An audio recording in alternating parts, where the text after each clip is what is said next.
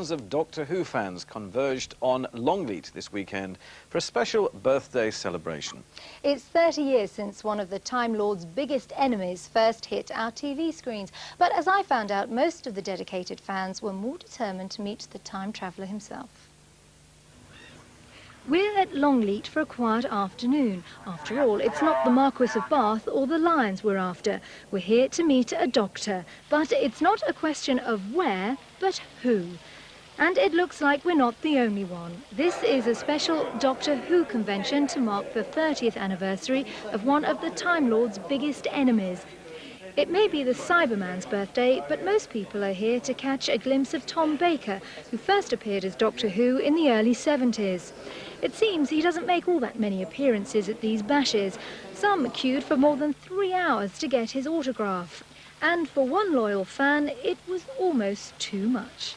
You don't get a chance to meet Tom Baker very often. We've just done it, we're so excited. Just meeting Tom Baker.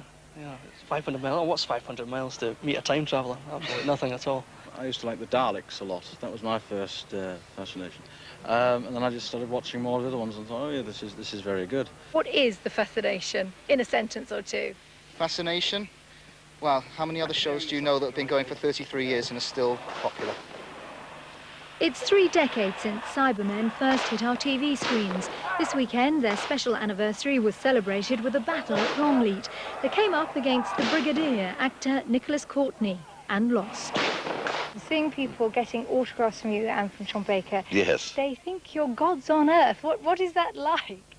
Well, if I want to take it seriously, I suppose it'd be very nice, but since no one's a god on Earth, because there isn't one on Earth, I suppose, it doesn't really affect me very much, except it's very nice to get their appreciation.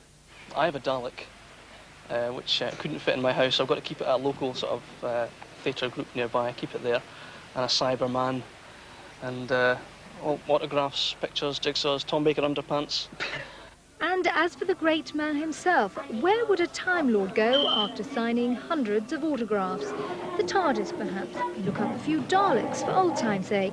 No, Tom Baker was found supping a swift half at the local pub. The Cybermen actually could only be killed by gold dust, I remember, yes.